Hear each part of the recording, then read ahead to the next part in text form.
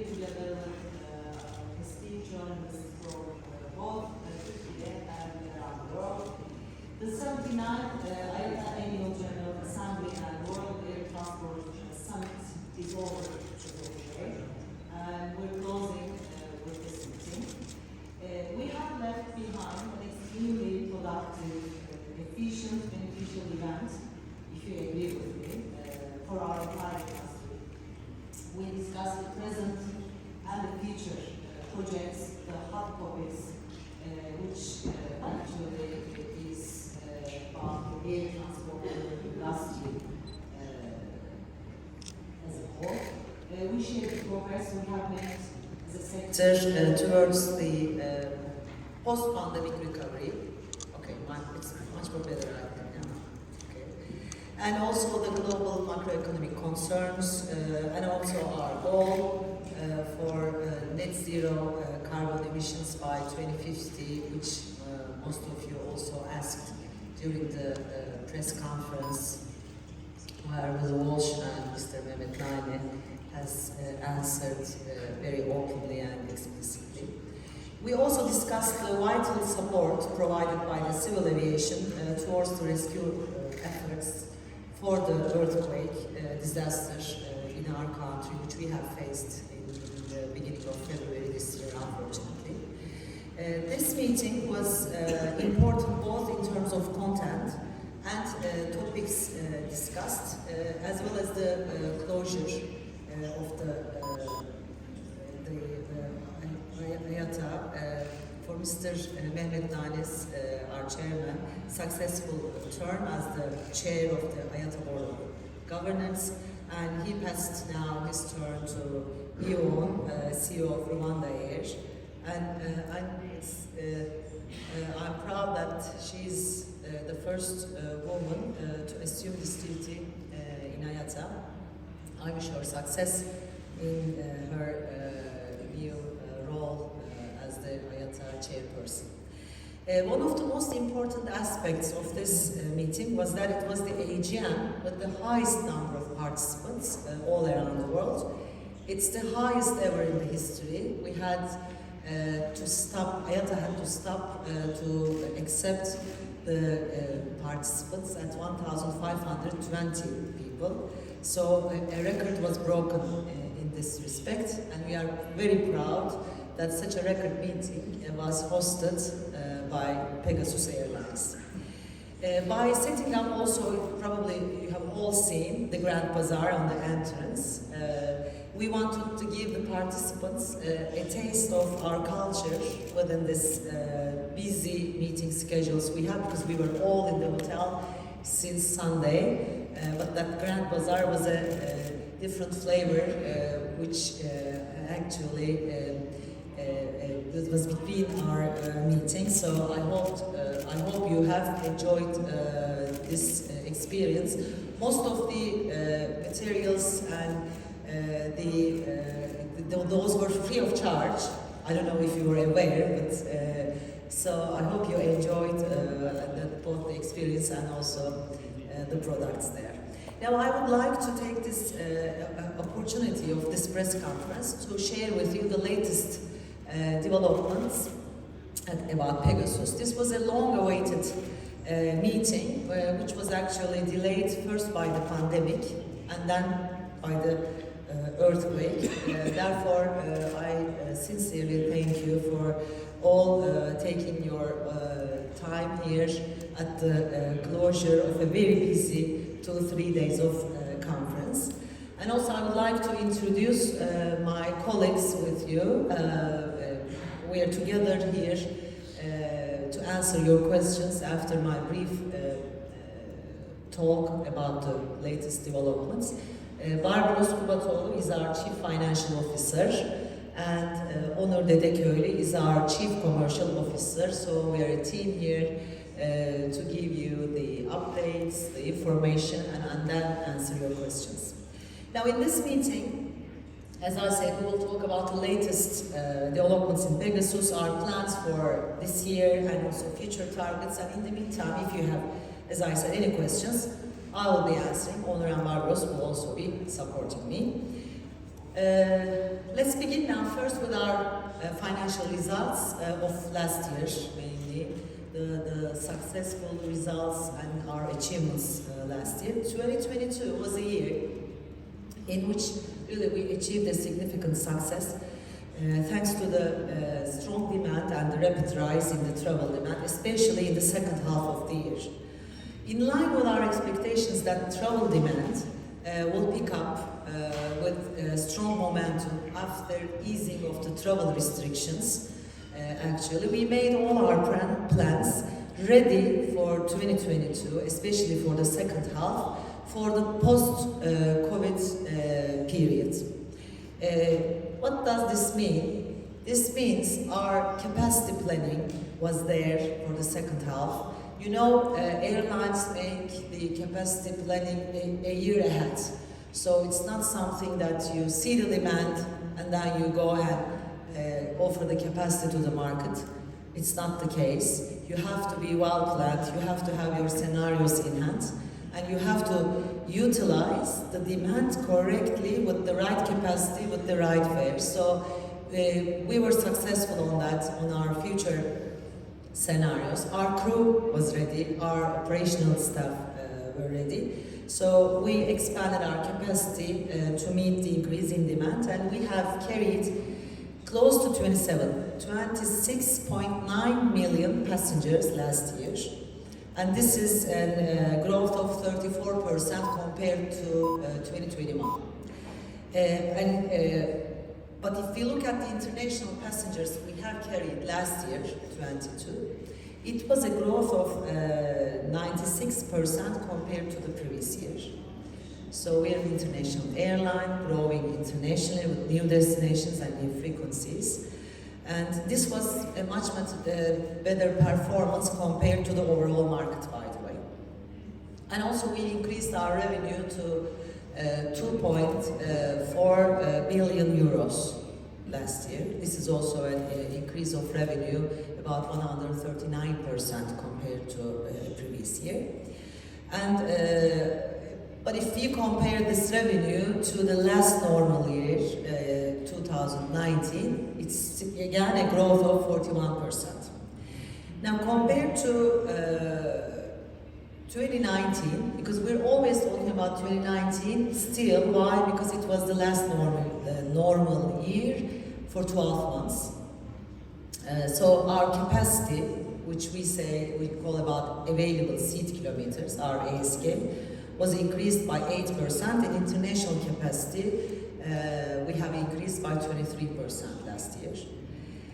Now, what was the strong achievement and the success was our EBITDA margin. Our EBITDA margin, which we can call operational profitability, is 34.1%, which is the record high for PEGASUS history, but also it's the highest EBITDA margin in the world. So we were the best performing airline in terms of operational profitability last year throughout the sector globally. And that's important. I'm also talking about 34.1 because even that 0.1 is so difficult to achieve, that's why it's important. And our net profit for the year 22 was 431 million euros. Now overall, we started 22 operationally and financially well prepared, and therefore we became the highest operational profitability in the world with our performance. We're all very proud. PEGASUS has a very strong team which delivers this result even after a very tough 2 years of COVID period. So I'm really very proud of the team and the work we have done. And this success, of course, led to an increase in our credit ratings. Our long-term credit rating was upgraded from B+ to BB- by Fitch on April 14th, as you may follow, and from B to B+ by S&P on May 23rd. So this operational success continued into the first quarter of 23, where again we maintained a strong performance despite the what we have experienced in Turkey. We started January with this strong performance and reaching highest ever figures. Then we had the January, but on 6th of February we were all shocked with this devastating earthquake. And there was also the macroeconomic conditions were not very supportive. And so the inflationary pressures, and of course, is a pressure on the airlines' profitability, and it's causing challenges while you're making plans. But yet, in the first quarter of 23, we had achieved an EBITDA margin of 15.5%, which is again the highest ever EBITDA margin in the first quarter for Pegasus. And in the first 4 months of 23 this year, we have increased our capacity by 32%, and the number of our guests has increased in line with the capacity. And international passengers were up by 43%. And we're pleased with the momentum because we're going into the summer schedule now and in a busy summer period. This also signals the again a strong demand going forward. And of course we aim to continue to develop and improve our key operational and financial performance within this year. If you just give some numbers about the fleet, if you ask, we will go into detail. As of April 2023, now our fleet consists of 99 aircraft. This changes, by the way. I know some of you that we said 98 aircraft because there are aircraft going in and delivering back. But as of April, I'm giving this number. The opening of the second runway at Istanbul Sabiha Gökçen Airport is now expected to be operational by July this year, which will, of course, lead to further growth.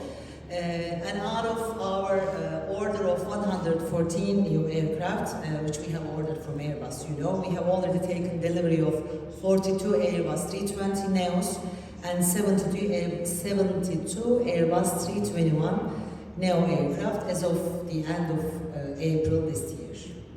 Now we are surpassing the 100 aircraft mark in the centenary year of the Turkish Republic. So this year is very important for us that we will celebrate the receival of our 100 aircraft under the 100th year of our Republic of Turkey. We are again very proud for this, and we will continue to grow our fleet. And year end we will be reaching to 103 aircraft. So going forward, our flight network right now continues to expand. We have expanded our flight network with the addition of new destinations even during the COVID times. So right now we're serving 129 destinations in 48 countries, and most of it is the international destinations. Now if I ask you how many destinations we are flying internationally, I don't think that you would be saying to me 93. So 93 destinations in 47 different countries, and rest is the domestic destinations. We have a wide network of Europe and network of destinations in Europe. Also, we're growing our network in Middle East and the CIS countries. Going forward, for our roadmap in 2023, our primary objective is, of course, to maintain and also aim to enhance our position in the industry through our innovative, financially strong, rational and responsible approach. And we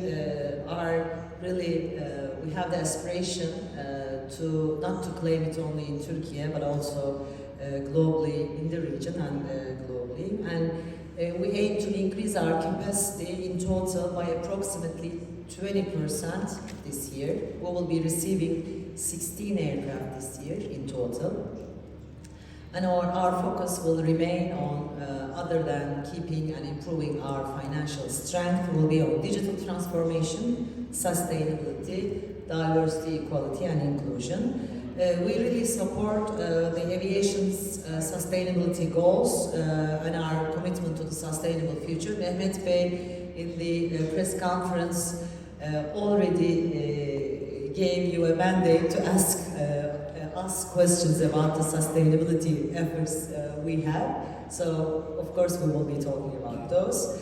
And our, just at the macro level, our digital transformation efforts, our investment in technology and people, fleet transformation with new generation aircraft, and also expanding our flight network, sustainable aviation initiatives, and also, of course, commitments to diversity, equality, and inclusion will be the, we say, the cornerstones of our continued success. So maybe I'll stop here now because we have more to say about sustainability and diversity, equality, and inclusion. But I would like to leave that part to your questions. I know that you will be asking to us, so I don't want to repeat ourselves. Let's turn to you, and I would like to invite you to ask questions so that we will elaborate more on those, what I have talked about, and on those two important sections of sustainability. Yes, thank you for listening. Andreas Speth, German aviation journalist. Can you give us an insight about the Turkish market, the market shares? What is your market share in Turkey for international flying? And what's your market share in Turkey for domestic flying? And also, how are the customer groups different in your airline, PEGASUS, compared, for example, to Turkish Airlines or AnadoluJet? I expect that you probably have AnadoluJet's biggest domestic competitor, right? But give us an idea of the market segments that you are active in the others. Thank you. Okay, thank you. Onur, I'll start and then you may elaborate more. Now, the market shares, like in the domestic, in total in Turkey, our market share is around 34-35%. International market share is around 16 to 17%, but I have to say this includes all the charter carriers, all long-haul flights. So it's not like that you cannot reach to a data which is only talking about our range of flights. So I just would like to remind this. At Sabiha Gökçen, we are, our market share is close to 70% market share we have at Sabiha Gökçen. Now the market segments actually is on the domestics we have all, I mean leisure, business, VFR traffic in the domestic operations. And internationally, of course, main traffic segments we have is the leisure traffic and the VFR traffic. VFR meaning the from Europe to Turkey, lots of Turkish people living in Europe. Those are the main traffic stream, and also the ethnic traffic from Middle East to Middle East, who are living in Europe to Middle East, because we carry also connecting traffic. We have a small portion of business traffic, which we see.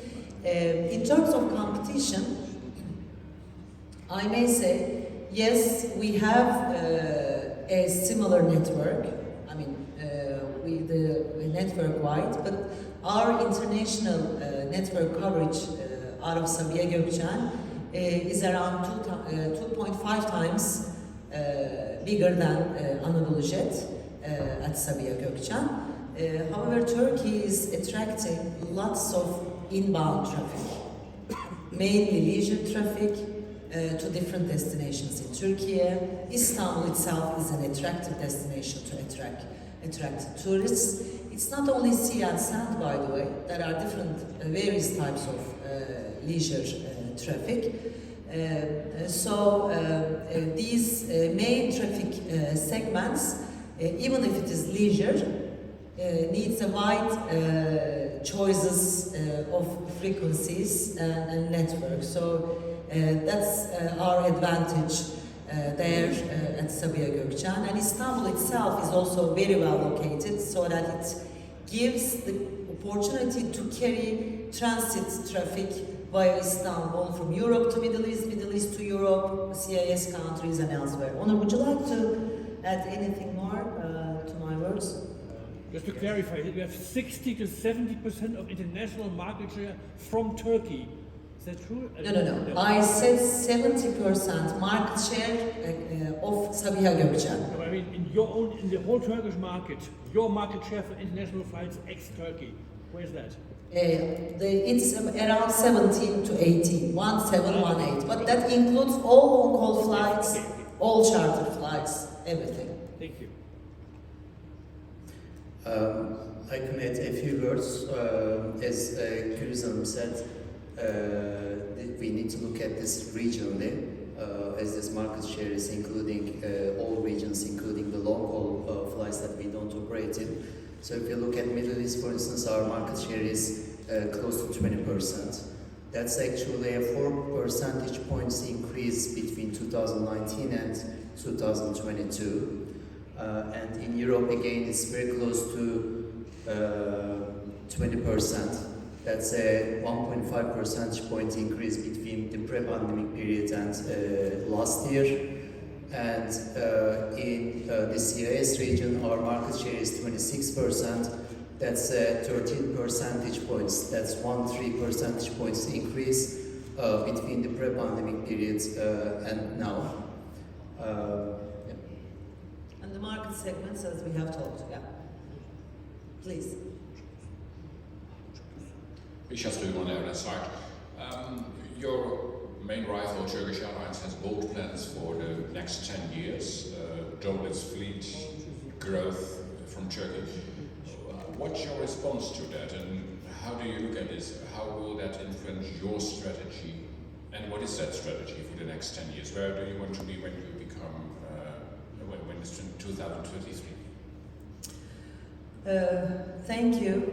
This is a question I got during this conference frequently. Now, Turkey has what we have seen since we started in 2005 has a tremendous growth opportunities in terms of airline business, and infrastructurally it has also still room for growth. So what we see in front of us is our main hub is Sabiha Gökçen, and our main hub is about to complete now the second runway. That means the capacity, well, if the second terminal is also another project at the table right now. So we expect next year a double runway operation, and by 2026 the second terminal will be there. So with the second terminal, of course, we will utilize this double runway capacity at the maximum. So this growth, infrastructurally, as long as it's there, we know that Turkey attracts a high incoming traffic in terms of leisure. And that leisure is not only, as I said, touristic traffic, it's health, education, for medical reasons, culture, tourism. So, and also we have 82 million population here. So there is room for growth, and we're only 2 airlines, by the way, operating on scheduled basis. Of course, there are charter carriers in Turkey having servicing to this summer demand for the touristic traffic.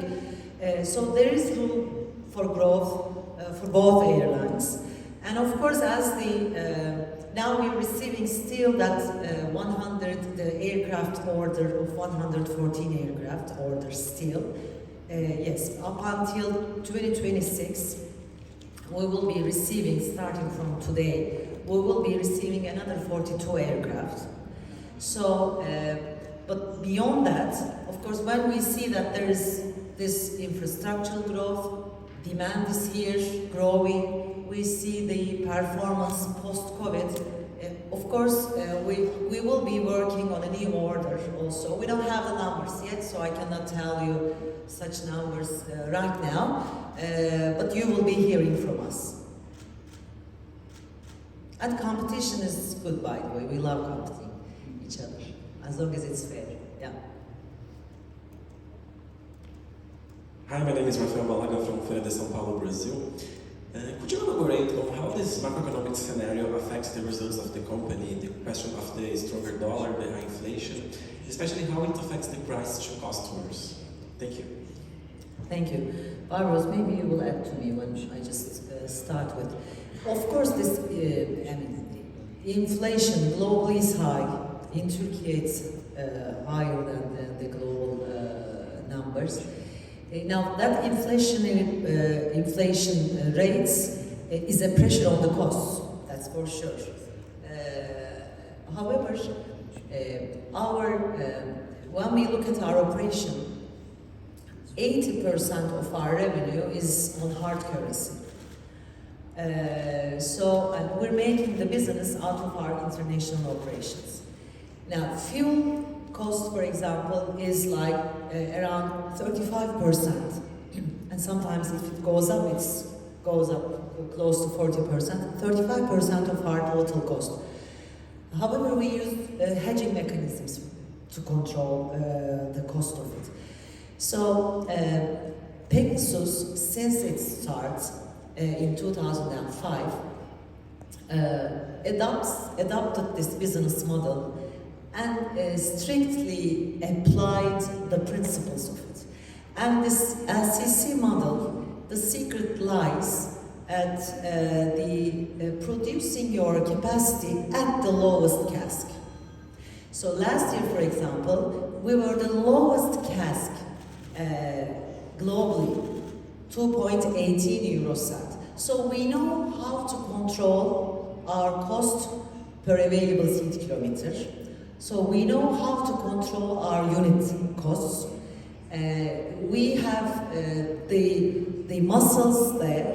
So as long as we have higher costs on any kind of, let's say, metrics, then it's for us going and working on detail and look at every under the stone. We turn all the stones and look for what we can achieve more in terms of efficiency. But of course, as long as it's your costs is going up, that may have an impact on the prices.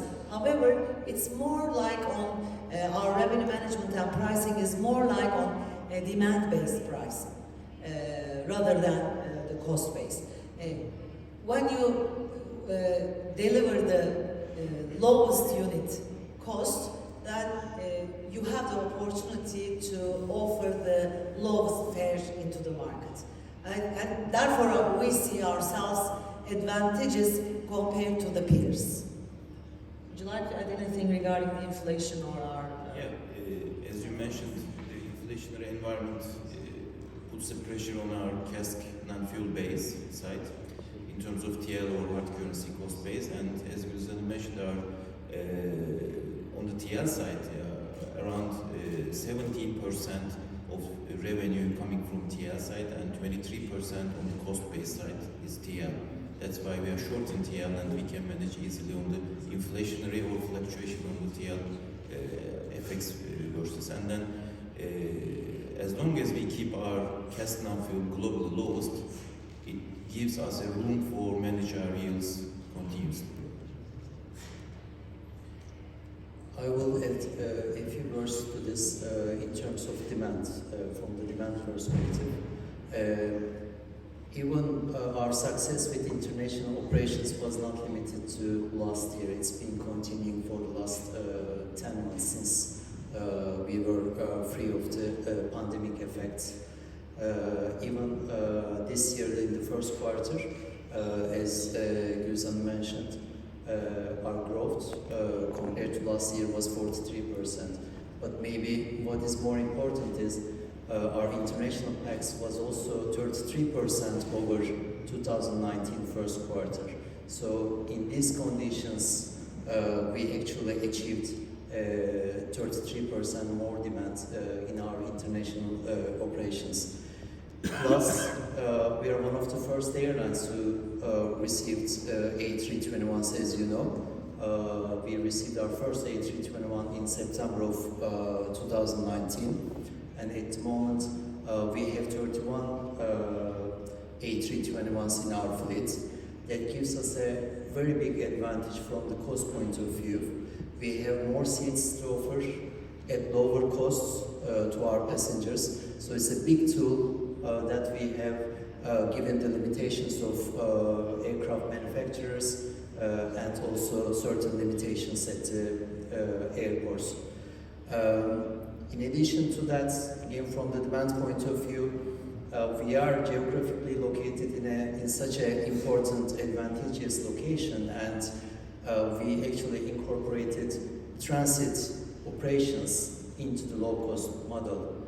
We're probably one of the only ones, maybe the only one in the world with this kind of a size, operating rigidly in low-cost principles, but also doing transit business. What does that mean? Whatever the risks, macroeconomic or other risks in the geography that we operate in, we have very good incoming traffic to Turkey. We have very strong outgoing traffic from Turkey. We also have transit traffic through Turkey. So our risks are really spread across different geographies and segments. So we benefit this, especially during times like pandemic or in previous times that the sector went through crisis. Actually, the operational constraints in Europe had impacted us more than the pressures last summer. The labor shortages at the European airports, the security personnel at the airports, and we hope, and we're working very close with the, by the way, airport authorities in Europe, that there will be improvement in positive terms this summer, so that our customers will not be facing such frictions and delays at the airports.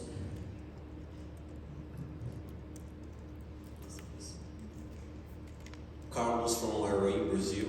I have two questions. First of all, how the Russian invasion of Ukraine have impacted PEGASUS, and have you seen an increase in demand of traffic from Turkey to Moscow and other Russian destinations because of the restrictions and sanctions in Russia? We have, as of end of February, we had in total 3% of our capacity was Ukrainian capacity. So we were flying to 6 destinations in Ukraine. So we stopped operating there. And another 3% is belong to Russian operations in terms of our capacity. We were flying 6 destinations there. Now we're flying to 2 destinations in Russia, Moscow and St. Petersburg. We were flying from Istanbul and Antalya. We are flying still from Istanbul and Antalya. It was, I mean, the traffic to from Ukraine, the traffic to from Russia to Turkey was always strong before, and it's still strong, I have to say. Yes, please. Just to follow up on that question, about how have you seen any growth in traffic from Russia since the war began from those 2 destinations that you serve? Actually,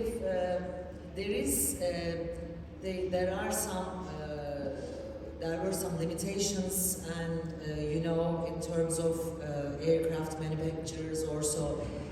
So in total, Turkey last year received less tourists from Russia in total. I have to say our capacity is limited because we have only 2. We're operating only 2 destinations. with limited number of frequencies to Russia. And the air services agreement is also a limited one between Turkey and Russia. So it does not signal to a significant growth on our operations. Hi, Christian Fabro from Valor Econômico, Brazil. My question is kind of a more open question. First of all, Brazil has been trying to stimulate the arrival of low-cost companies for ages, in the country, and that has not been achieved up to now. Many companies have signed intention to do so, but it never happened. But my question to you would be, what is the most important rule or scenario for a low-cost company to survive in a country? I think it would be a good tip for Brazil. Thank you. And by the way, any plans for Latin America? That would be great too.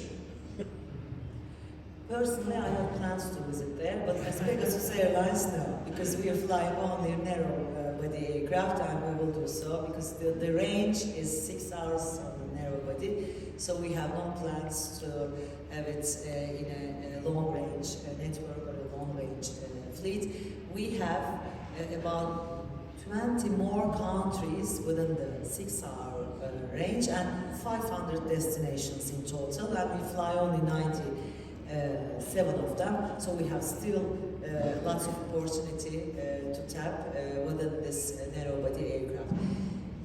It's a good question, by the way. On the company level, it has a different answer, and on the country level, it has a different answer. Now, country-wise, the airlines, for the airlines, the infrastructure is important. The airport capabilities are important. For LCCs, it's much more important. All the environment, civil aviation environment, the support towards an LCC, if it is there in that specific country, that's important. A fair competition, a fair allocation of rights is very critical, because these are the hygiene factors. And if there's a very strong one or two airlines, and that is not a fair competition in terms of laws and regulations, then you cannot grow. But on the company-wide, it's, as I said, CASK, the utilization, high utilization, and are the two main drivers of the LCC business. And now, of course, the technology, which you have to be you invest in most of your processes. For example, we're using technology in revenue management and pricing, AI and ML. We use AI and ML on our catering on board, for example, and we have IoT on ground ops planning. So it's ultimately is an optimization and planning sector. And for LCC, this is much more critical. Of course, the right fleet, selection of the right fleet is another important, significant driver. So the culture should be an LCC culture within the company. At Pegasus, for example, everybody knows, we have 7,000 people now working for Pegasus, a family of 7,000 people. Go and ask to each of them, they know that what's the driver behind the success. They will all tell that we control our costs very effectively and efficiently, because that's in their DNA. So it's never like we generated 2.4 billion euros revenue, so we're a big company running 100 aircraft. What about this $10,000? No. Spending that $10,000 is always a question. If it is efficient, if it is feasible to spend it or not. So that's also, that culture should be also sponsored by the management team within the company. Murat Bey, no. Merhabalar. İç hatlarda biliyorsunuz biliyorsunuz tavan fiyat uygulaması söz konusu. Şu anda mevcut durumda 1150 TL olması lazım. Dolar orada 50 dolar civarında bir fiyat uygulanıyor. Yükselen döviz ve enflasyon baskısı iç hatlardaki tavan fiyatı artırır mı? Biliyorsunuz geçen yıl birkaç defa güncellenmişti. Tekrar benzer bir şekilde güncellenme olur mu? Buna ilişkin bir öngörünüz var mı? Bir diğer sorum da gelecekteki filo planlamanıza uygun olarak özellikle kokpit istihdamı konusunda nasıl hamleler yapıyorsunuz? Biliyorsunuz dünyada birçok ülkede hem yer hizmetleri konusunda hem de kokpit temini konusunda ciddi sıkıntılar yaşanmıştı. Öngörülen güçlü kapasite dönüşü öncesinde sizin her türlü tedbiri aldığınızı söyleyebilir miyiz insan kaynakları anlamında? Teşekkür ederim. Teşekkürler. Murat Bey, sağ olun. So, let me answer you in English so that all follow. What's the question? The question is also, you don't have one. The question is, we have a price cap on the domestic flights in Turkey since 2013. And that price cap is, of course, with a high, as the currency, dollar-euro goes up vis-a-vis the Turkish lira, most of the costs are in euro-dollar terms. That also needs to be adjusted and increased. So last year we had an increase of 4 or 5 times, and they were asking if how do we approach to this. The second question is the pilot issue, pilot recruitment and the retention. Now, for the price cap on domestics, actually there should not be any price caps on in none of the operations. It should be by the market, let's say, demand versus supply. So as there is demand, there will be the right price to grab that demand. If the demand is not there, then you cannot price it. It means that if you cannot get the demand, it means that you cannot price it properly. So it should be in the hands of the companies to make their own prices. Of course, as our costs, the airport charges are also in euro terms. So we expect that airlines will be free to set their own fares also in domestics, but if not, we have to have an increase on the price cap, because if we increase the maximum fare, then we will be much more have the opportunity to give lower fares. So a cap on the high fare brings the low fare high. This is actually is the dynamics of the pricing, I have to say.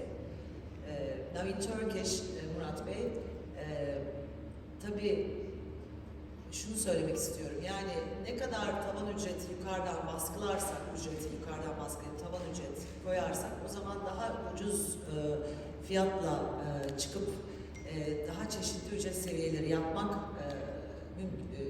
imkanını elimizden alçılıyor. Onun için aslında doğrusu böyle bir tavan ücretin olmaması. Hava yolları kendisi talebe göre bunu fiyatlayabilir. Zaten doğru fiyatlayamıyorsa müşteriyi alamaz. Yani, bunu zaten hani kimsenin tercih edeceği bir durum değil.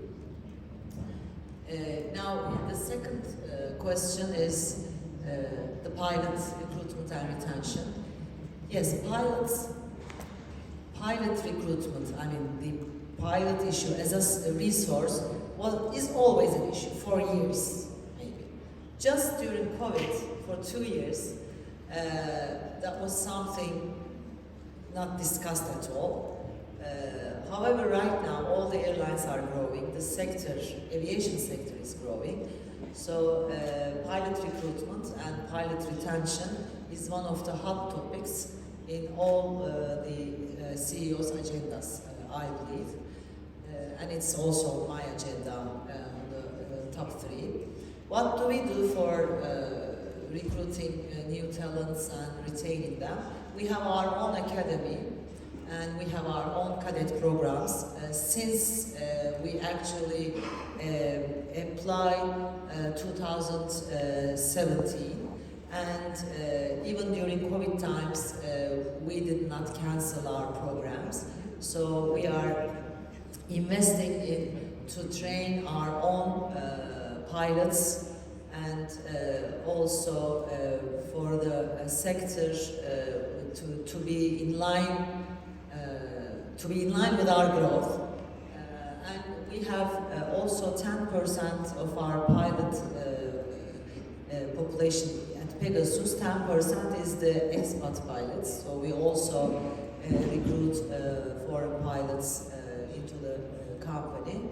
And we're seriously working on this training programs so as we have the aircraft ready and pilots ready for our growth.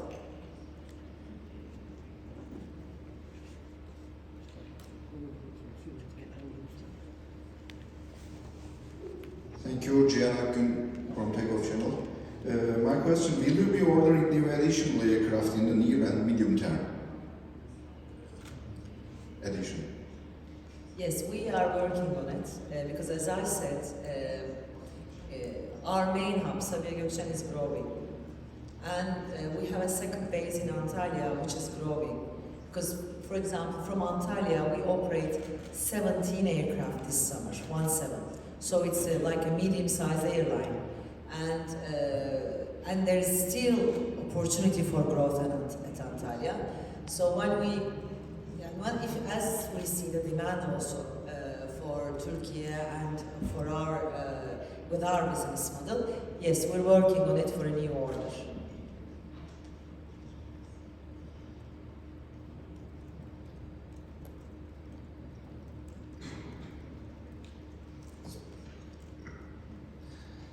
Hi, Mehmet Kari from Aeroportist, and we were talking about new aircrafts, but also you said you fully narrow-body aircrafts, flat, but Airbus 321 XLR, long range, maybe you can extend, your range maybe is a good option for you, still narrow-body and same technical, issues. Same pilots. Yeah. Also, but range will be, some low-cost companies taking on it, to United States, to long-range flights. Do you have any?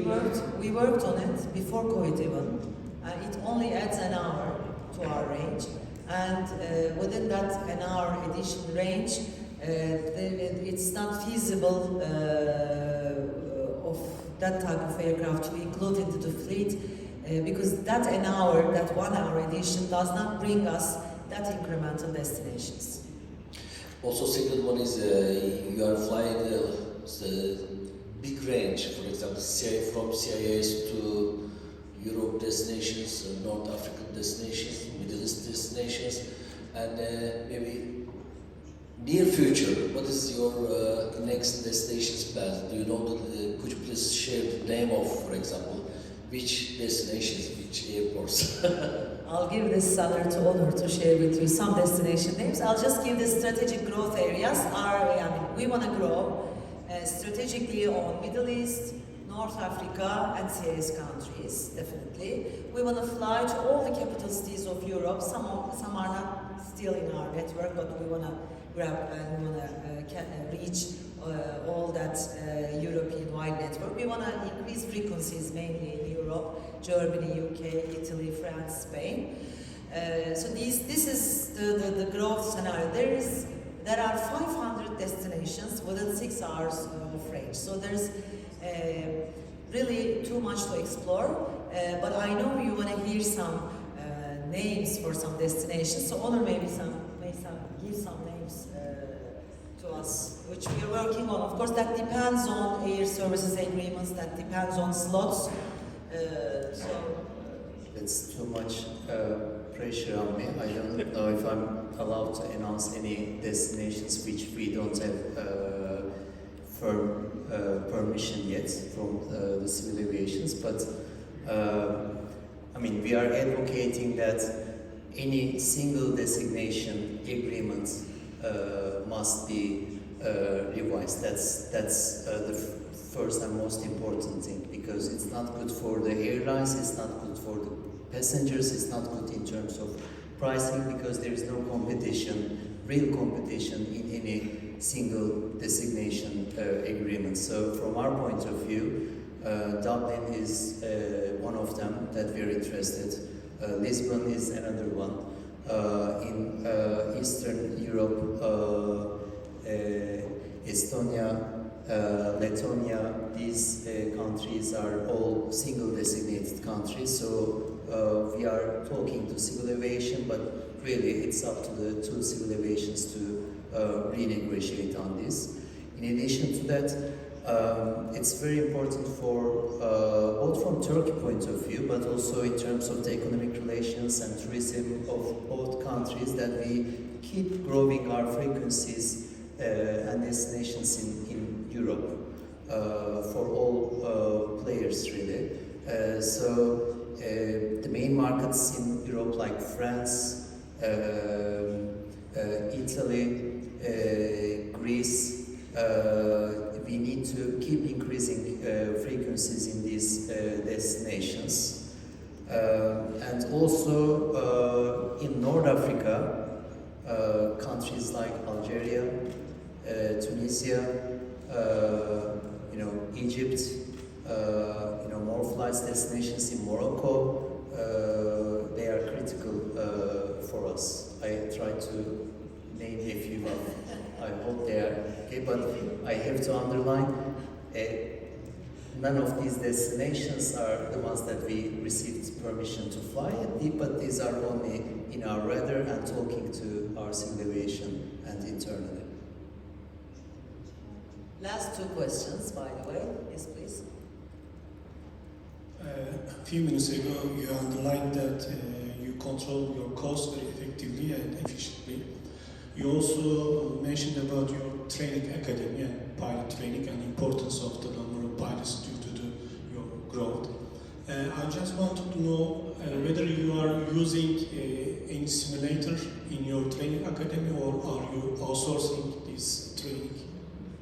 Because Good question. Thank you, because I haven't mentioned that. Yes, we have our own simulators. The third one is newly purchased. We have 3 Airbus simulators in the academy, so we use our own simulators, but of course we also use outsourced resources. So the simulators elsewhere in abroad when we need in terms of our training program. Thank you. Yes, please. Son soruya biraz uygun bir soru olacak herhalde. Geçtiğimiz sene IATA'da ilham verici rol model ödülüne layık görülmüştünüz. Hemen arkasından PEGASUS'ta CEO koltuğuna oturarak aslında Türkiye'de bir havayolunun en yüksek noktasına ulaşan ilk kadın da oldunuz. Önce koltuğa oturmuştum, sonra ödülü aldım. Evet, öyle miydi? Sonuç olarak bütün bu iki gelişme size farklı bir misyonda yüklemiş olsa gerek. Çünkü ülkede de ciddi bir yankı da uyandırdı esasında bu durum. PEGASUS'un bu tarz sosyal sorumluluk projeleri üzerinde çalıştığını biliyoruz. IATA'nın ana başlıklarından da bir tanesi bu zaten. Dışarıda diversity ile ilgili ayrıca oluşturulmuş bir bölüm bile var. İşte 25 May 2025 projesi vesaire var.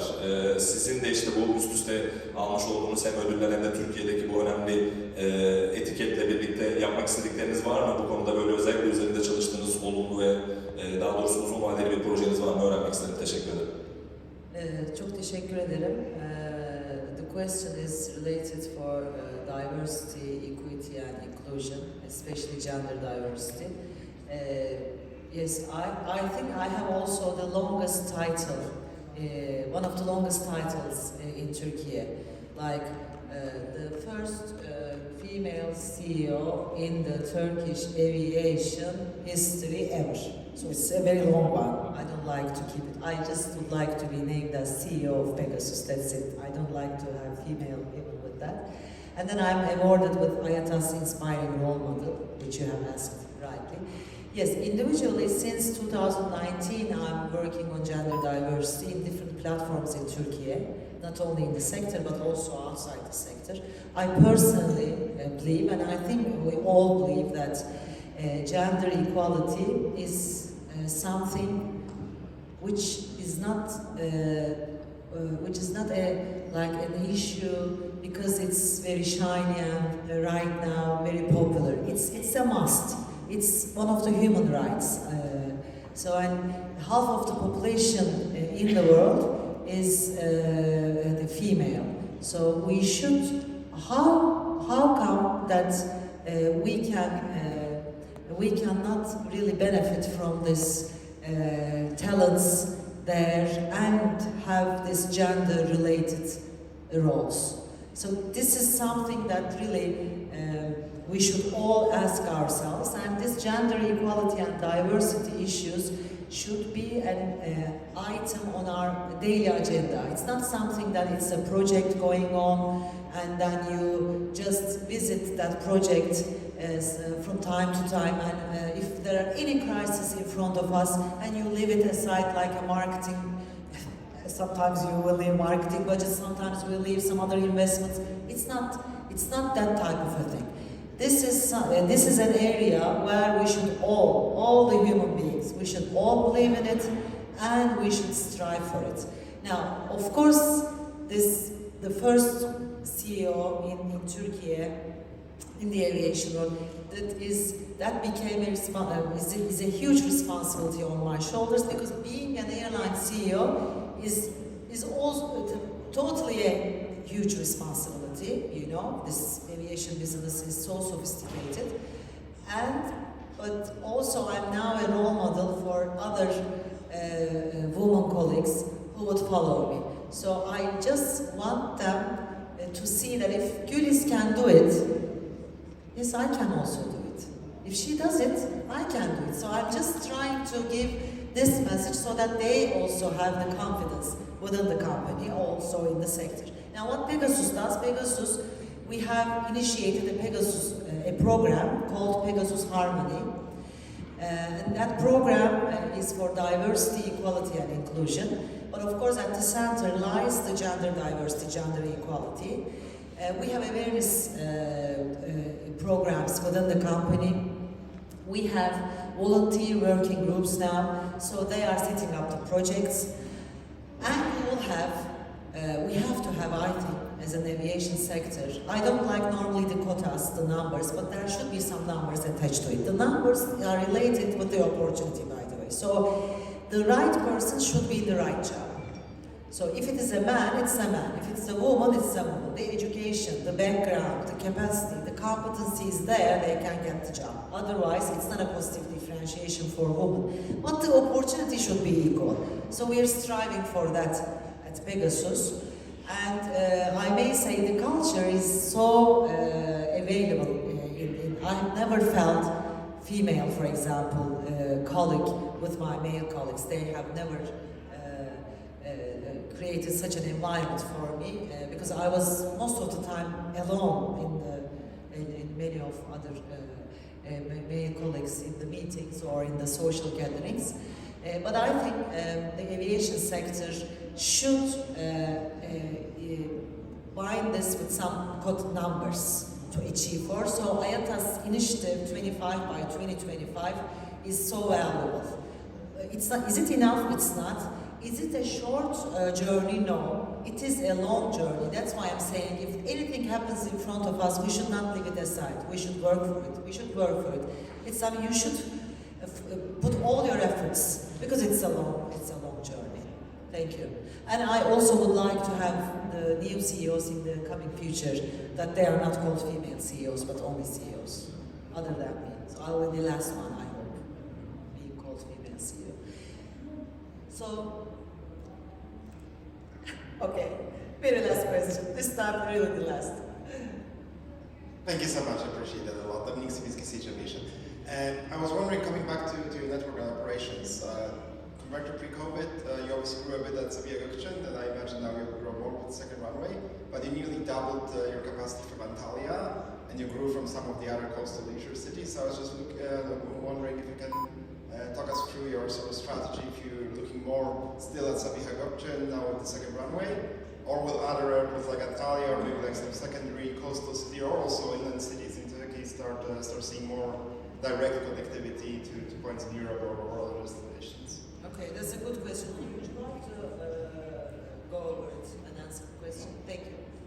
Yeah. We're a schedule-focused airline, low-cost airline. And our main hub is Sabiha Gökçen, and therefore our first priority in terms of utilizing our fleet and our crew is really Sabiha Gökçen. So opening of the second runways and the two-runway operation at Sabiha Gökçen is very important, not just for us, for the other airlines operating from Sabiha Gökçen and also from Istanbul, because Istanbul, as you know, is a very big city and there's a huge distance between the Istanbul airport and Sabiha Gökçen airport. Sabiha Gökçen doesn't only serve Istanbul, but it serves the whole of eastern part of Istanbul, eastern cities east to Istanbul. So that will be our first strategy. But apart from that, Antalya, we believe in the potential of Antalya, and we did not grow our capacity in Antalya only because we cannot grow at Sabiha Gökçen. We believe Antalya has a potential independent of the second runway operation at Sabiha Gökçen, because with touristic facilities, with hotel facilities, in terms of awareness of Antalya, it's a very special destination, as you know. And coming to the other destinations in Turkey, I believe, or we believe, Turkey has got lots more to go in terms of creating alternative tourism opportunities for people. Why not people come to Istanbul, stay in Istanbul a few nights, and then go to Antalya, stay for a week for a summer and sea holiday, and then go from there to Cappadocia, to Urfa, to Göbekli Tepe, to see Göbekli Tepe, to Black Sea region, which all have different things to offer. So, to my friends coming from Brazil, actually, I have the dream that Turkey will someday become like Latin America, like Brazil, for instance, that people start from one part of the country and then end up in the other part of the country and then go back to their countries. And in that sense, Antalya is very important because it really has the opportunity, potential to grow as a hub, as a transit destination to serve demands to other parts of Turkey as well. Yeah, so we will be pursuing, as Onur said, for all these reasons, we will be pursuing a multi-base strategy, but of course, Sabiha Gökçen, our main hub, being the main focus. So the growth there, with the growth of Sabiha Gökçen, we will grow there primarily. Thank you. So, thank you very much for listening to us, and I would like to express my sincere gratitude for all of you attending for our meeting. We look forward to meeting you again in our upcoming events. Thank you.